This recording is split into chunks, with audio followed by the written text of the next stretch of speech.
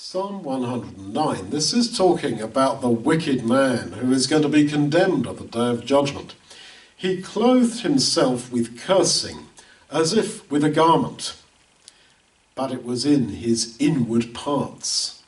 So this bad man curses in his inward parts, and he's covered with this as if it's a jacket, a garment that he's put on. What's going to happen at the day of judgment?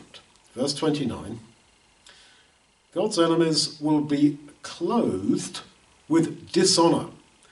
They will cover themselves with their own shame as with a robe.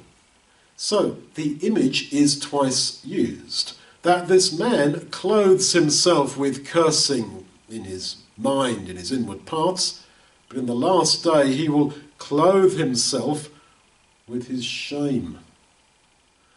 What that means is that his words that were said in his inward parts, in his heart, will, as it were, be played back before everybody. And everybody will see that, hear that, and he will be ashamed. You are ashamed in front of other people. Revelation 16 says, the rejected shall walk naked, and they shall see his shame. That their shame will be manifest to the other people at the day of judgment. Words then will be, as it were, played back, and not only words, but the thoughts of our hearts.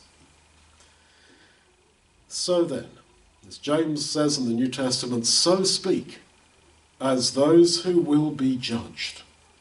Because as the Lord Jesus says, by your words you will be justified at the last day, and by your words you will be condemned.